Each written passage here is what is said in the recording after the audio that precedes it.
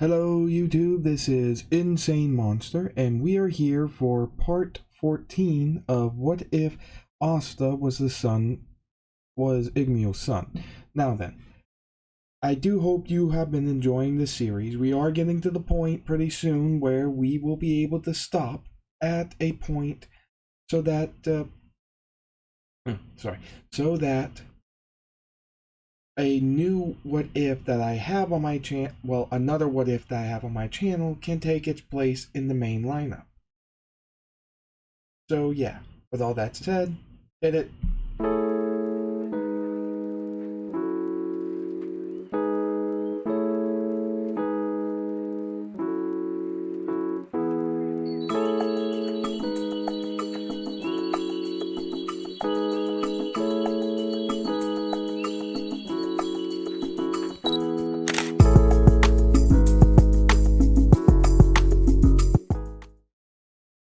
Alright, now then, we start off with the Wizard King calling in Nero, Asta, and Yami, as they do need to talk, and he needs to fill them in.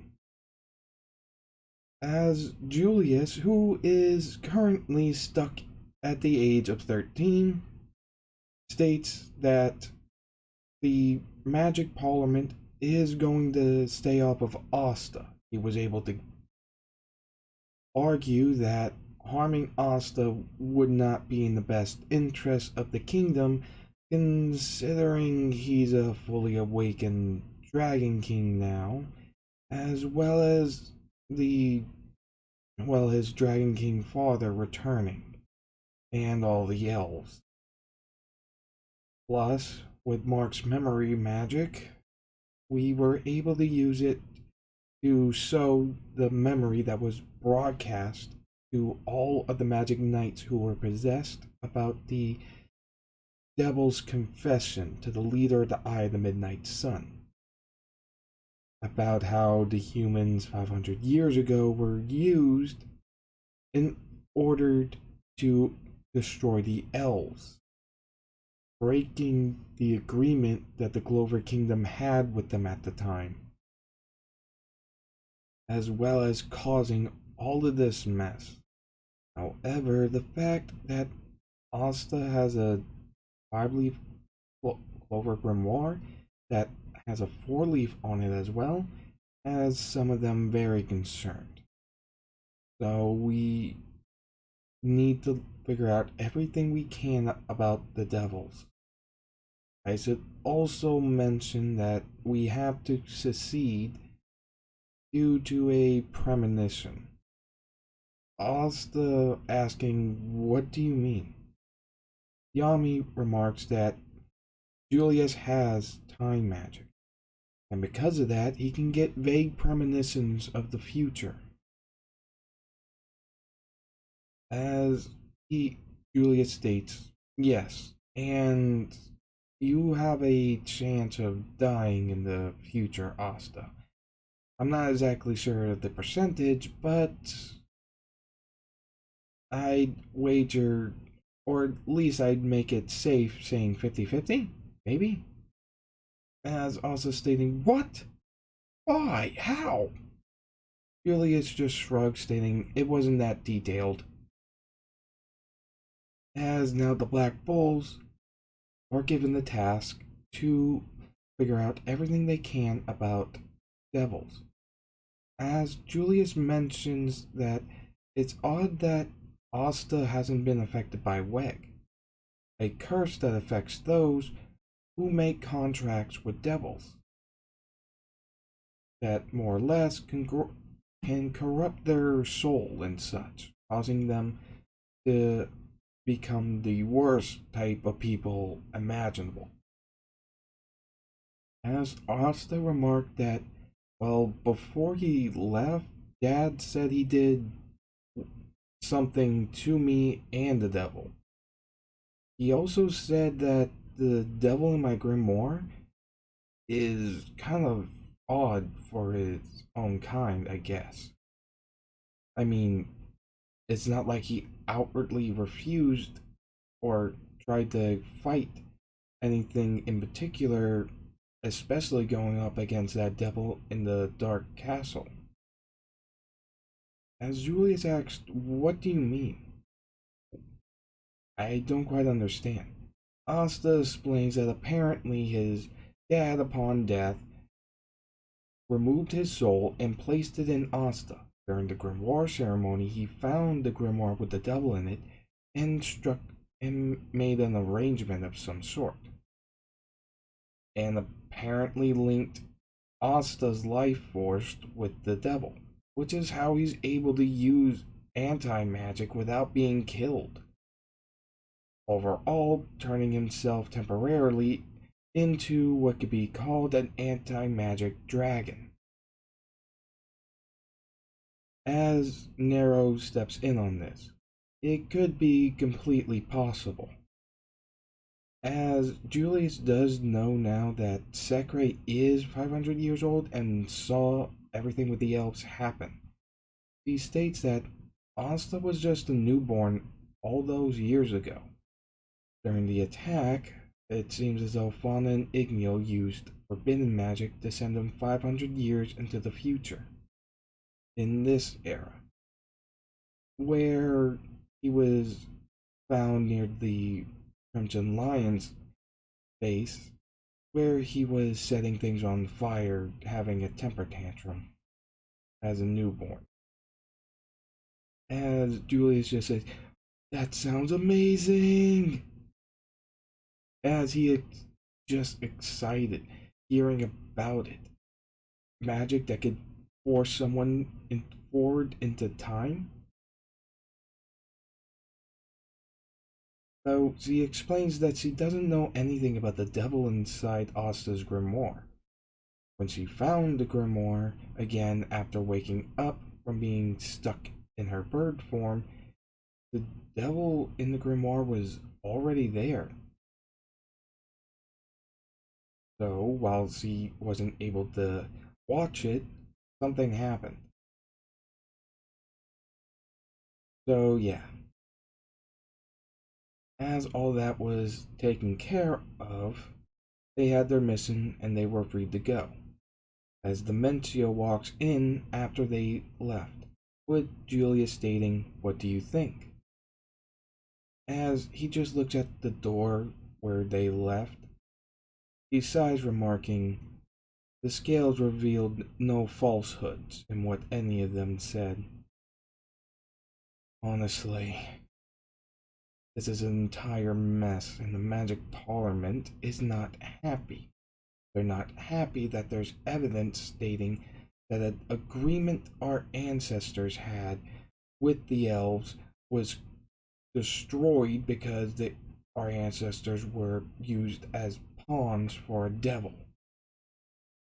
They're not happy that the elves are back and could possibly pose a threat, even more so given the kingdom's current state. Not to mention two dragon kings and multiple other potential dragons. In that, with that kind of possibility in the hands of some nobles and royals and many commoners." Julius just smirks, stating, "Well, Yami gave me a run. Well, told me what Asta's actually planning. Remember?" As Demetrio sighed, remarking, "Yes, he plans on preventing war on our continent by when each of the kingdoms are in a state of peace, or when things can be settled with other countries, handing out dragon lacrima as a way to ensure mutual destruction to keep the countries in check with one another." As he sits down, remarking, "Though that kind of power should stay within the ruling class." As Julius states, "You want to go and try to take those lacrimas from him? You really think you can?" As he sighs, he remarks, "No. If what he What he said, the scales said was true about his life force being connected to that anti-magic devil, meaning he can destroy all magic in his way. Even then, if he doesn't use it, he has the power of a dragon king. If our records are to be accurate, then they could destroy a large chunk of mountain range with a single breath attack. And that, in consideration, and the fact that there's apparently another dragon king that is being, well, somewhat surrounded by double possessed humans by this igneel, we are not in the best situation to do what we would like to, or at least most of the magic parliament.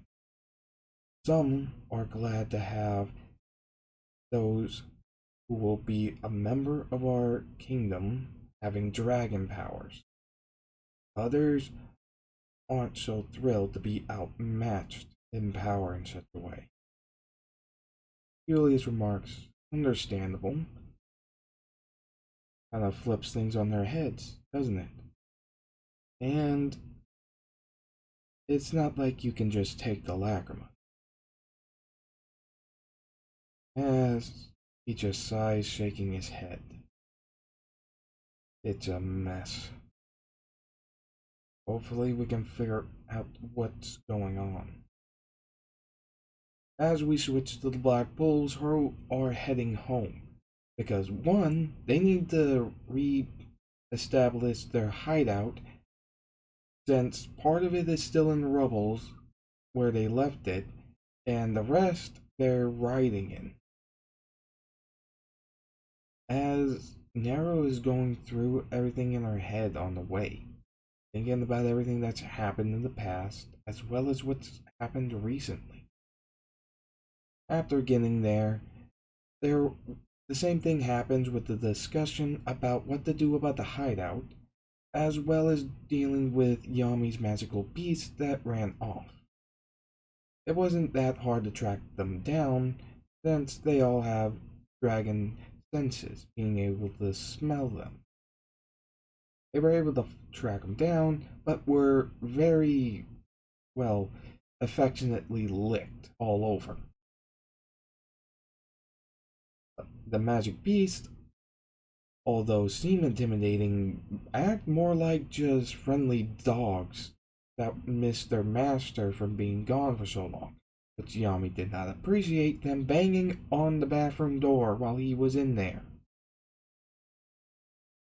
After things were settled and Yami had Henry fix the hideout as it was, shifting rooms and all, it just resulted in him thinking about something, about where to start with their investigation. As he asks Asta and Nero to come along with him. They agree, obviously, and go to the Blue Rose's hideout. With Charlotte freaking out after everything that happened in the Black Castle and such, after being separated from her elf half, or her elf self that was resurrected through the Tree of Arrival spell igneel, Asta, and Lipe were doing together using the Black Castle as a medium for it. He also panics that Yami had to carry both of them in order to avoid the word magic devil. Start trying to, Soul more or less tried to comfort her. With that, Yami just shows up without her noticing, and she gets all tensed up, as in canon. With Yami stating that she always was a prickly princess, and how much trouble she caused, which more or less crushed her. As he tried to go and ask about forbidden curses, he flipped out, ran out the door, right past Asta and Nero, which afterwards, Asta just kind of jumped out the window, spreading his wings to get a look at where she's going. What he saw was her smacking some creep that was trying to get a girl to go along with him right out of the way. As he kept running, he also ran into somebody's home, grabbed the baby, realized he grabbed somebody's baby, ran back, returned the baby, and kept running. Ran past an old lady which prevented her from having a flower vase fall on her head. As he then proceeded to not hit, slap away, but railroaded a burglar that was just running out of some guy's house with his possessions, knocking him out as he kept running, pulling a full-on Jesus running on the water and across the river. With Yami, Soul, Nero, and Asta looking at this, Asta asks, Captain, should we call someone? How long is he going to be like this? Yami just states, I didn't know forbidden curses were such a sore topic for her. As Soul is panicking what's wrong with her captain, yelling, Zar, come back!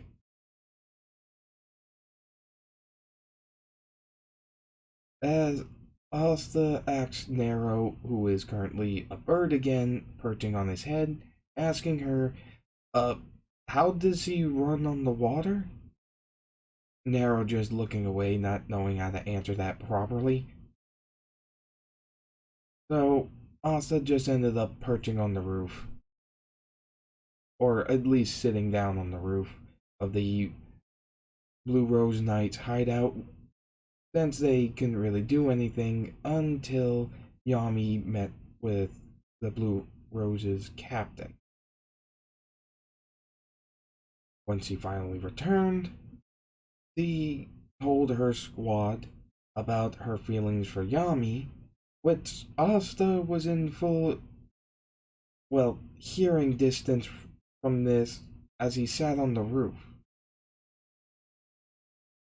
As the girls from her squad, surprising for her, supported her, as Asta's ears then began to be covered by Nero. Asta, what are you doing? I believe this is something that should be kept between the ladies. With Asta stating, wait, what are they saying? Oh, it's nothing. It's nothing. Just let it pass. Which is when Yami came by, surprising them all, as yet again he was pretty dense about the whole thing. Asta flying down, looking at this, as Yami asked, wondering why did she hate him, which is what he thought, as Asta stated, I don't think she hates you, Captain. As Yami looks at him saying, oh, is that right? Yeah, it does think she trusts you a lot, and it makes it hard for her to speak to you. As he states, oh, and what makes you such an expert? Well, nothing really. As he looks at her, he smirks, walking up, stating,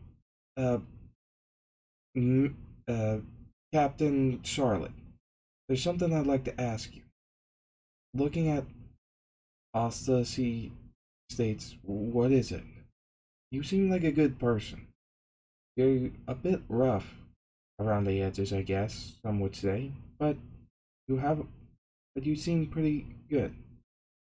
So, tossing over something to her. As he grabs it, seeing a green crystal. What is this? Yami looking at him, stating, seriously? You're giving her a dragon lacrima? Full on shock now, saying, what? A dragon lacrima? Asta stating, yeah, nature dragon. Pretty sure it will just turn into Briar Dragon once, well, if you accept it. He looks at him saying, wait, why? As he smirks. He just states, well, it just feels good. Plus, I mean, it feels like a good choice. You seem like a good person, even if you have trouble talking to people. As she just thinks about something, she asks, wait, where did you fly from? He just points at the roof, realizing he heard everything. As Yami stated, so yeah, I wanted to ask about something. As they arranged to eat, as Soul followed them like canon, only for Charlotte to be somewhat let down, as Yami was actually just trying to ask her about curse magic. Charlotte reveals that her curse somewhat altered her magic and her soul, turning her red briar roses into blue ones. Not only that, but it activated at a high point when she was 18, which Yami does somewhat remember her magic going out of control, which is where Charlotte ended up starting to have feelings for him. But the spell was cast by someone who had a strong grudge against her family. Not only that, but it seems as though the curse was so powerful that they couldn't dispel it. Being surprised that she would be asked about curses, she remarks why they didn't go to the person already in the Black Bull squad who's more connected with this. This being Gordon. As we switch over to the next day, where we see Asta, Gordon, Ghost, and Gray heading over to Gordon's family home, all using their wings. Asta asking how they're dealing with flying with their wings. Gordon remarks that it is quite pleasant. Even more so, considering that now I feel very nauseous whenever I ride my broom. Ghost stating, yeah, that's probably the worst thing about the whole dragon situation. You can't ride any object. It's weird, though it doesn't seem like Henry's house in its, well, our hideout in the Black Bull form to ride in it doesn't really count. Asa states, yeah, because it's literally just Henry's magic. As they land a bit away from the house, putting their wings away, since they figured it'd be a good idea not to show up with scales and wings popping out of their backs. Upon walking up, they see that Gordon's family home looks like a haunted mansion. Upon walking up, Gray is freaking out trying to hide behind Ghost as Gordon knocks on the door, revealing his family looks shockingly alike to him, which is weird, even more so considering the mom and dad are also very identical. As he introduces them to one another introducing his father, his mother, his younger sister, his grandma, and the family dog. As they are invited in to eat, which, all in all, this is probably the Clover Kingdom's equivalent to the Addams family, if we're being honest here. As the food looks terrifying, but Asta eats it, finding it is actually pretty good. As Gordon had tried to ask his father about the curses, this doesn't really go well because his father Nathan thinks he wants seconds. After some awkward moments and interactions with the rest of the family, including the younger sister giving Gray some kind of weird three-eyed, sharp-toothed mouth ball thing that freaks her out, and Grandma confusing goat for her son, as the mother takes Grandma away and the sister just wanders off. Asta looks at Gordon and bumps him a bit, telling him, try to break the ice a little bit. I think there's something else you want to tell him before asking him the question. Producing scales within Gordon's vision on his hand. As Gordon works up the nerves to tell him, he states, Father, there's something I have to tell you in regards to my future. He looks at his son, wondering what he's going to say. Gordon takes a deep breath in, stating, I don't particularly know how long, but even if it might take a couple of years, but I won't be human for. I will only be human for maybe a few years or so. After that, I won't be classified as one anymore. His father looking at him oddly, Gordon hearing his thoughts, as he's confused about what he means. Gordon then lifts up his arm, extending it toward his father and showing the scales and claws that his arm turns into. He tells his father about Asta being a elf dragon hybrid who is now a dragon king. As Nathan takes a look at Asta, he's shocked and remarks, those markings look similar to an old book. An illustration in one of our oldest books in this house. Asta remarking, whoa, seriously? As Gordon's father remarks, yes, though the book itself is so old that when I was reading through it, it actually fell apart into dust. Somewhat disappointing Asta, since he would actually like to see that book.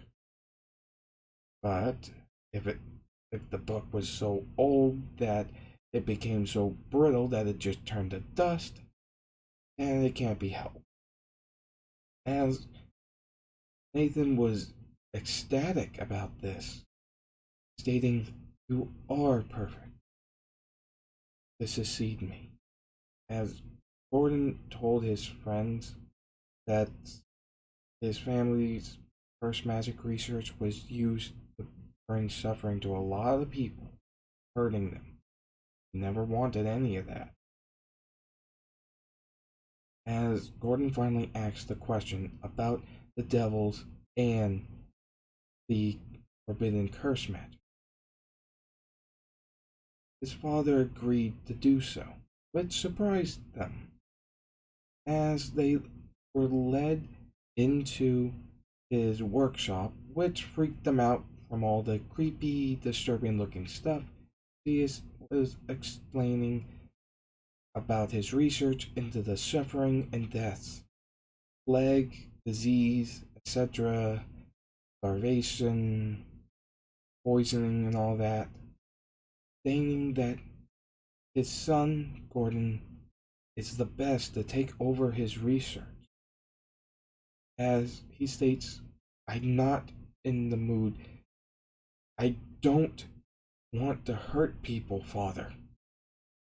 As Gordon can hear his thoughts and is confused. His father doesn't seem to have any thoughts of disappointment, of not wanting to hurt people. It's odd from what he knows about his family. Then here a thought, thinking I should probably show him no malice in it. No one else is feeling any malice from him, which, especially in Asta's case, is pretty instinctual. As he uses a spell to poke Asta, he's surprised but doesn't feel anything. As he's given a rundown of his physical condition, as Nathan is shocked by the power coursing through this kid. As he explains that ever since he became the head of the family, he's actually worked to more or less learn how to get rid of curses, make medicine, and all that. More or less, he's like the reverse witch doctor. Instead of casting curses, he undoes them, or at least he's trying to research it. And he wants Gordon to succeed in because of his hex poison magic would be perfect for it. Since, antidotes to poisons can be more or less synthesized from poisons, and the fact that he has he will be turning into a dragon someday, it does make him a huge, huge candidate. Well, the only one. As Gordon is happy that his father seems sincere about all of this, and asks again about the devils. As they end up having to tell Nathan about Asta's current situation with the devil in his grimoire, as well as what they heard from Igneel about what seems like a dragon king working with a bunch of devil possessed humans, wondering about the weg magic. After examining Asta and such, they can tell that he's not under the effect of weg, most likely due to the fact that the devil is anti-magic, the ability to destroy magic. So the curse of weg wouldn't actually be a factor in this.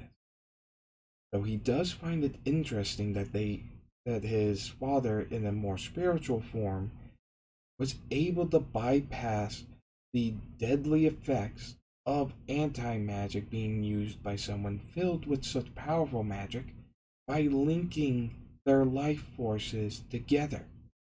The life forces of a elf dragon king hybrid and an anti-magic devil. It just made him so excited.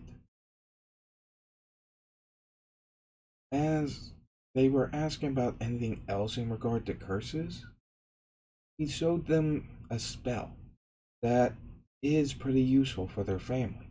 Since they collected all kinds of curses, it came in handy that they developed spells in order to track them.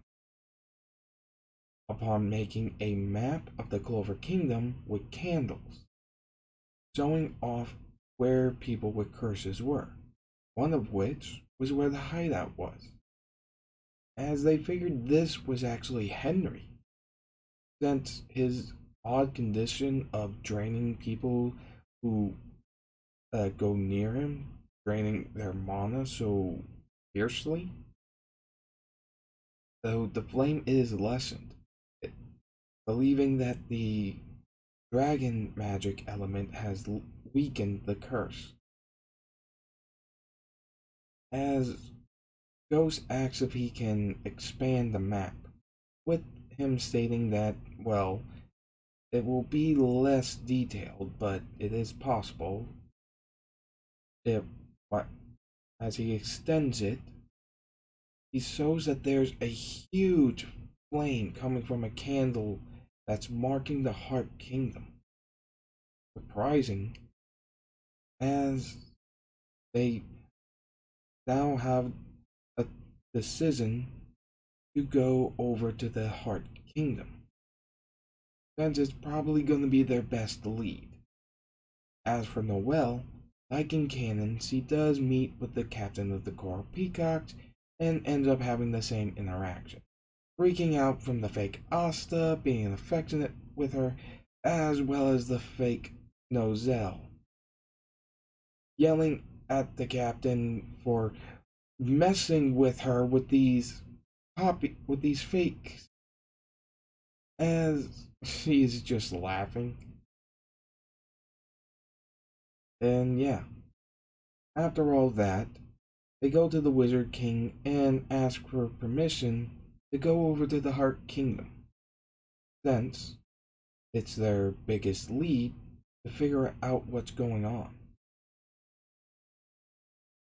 After being told about Jordan's father and his way of tracking the curses, and the fact that the largest curse that can be found, not just in the entirety of their kingdom, but their neighboring kingdom included in the search, was in the Heart Kingdom.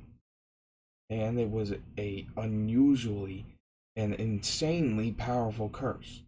So, probably the best bet for them. As Julius approves this mission, and they make preparation. Now, we will be ending this part right here of this What If. In the next part of this What If, the Black Bulls will be heading to the Heart Kingdom. I do hope you have enjoyed. Please remember to like, comment, and subscribe, and hit that notification bell. See you later, guys.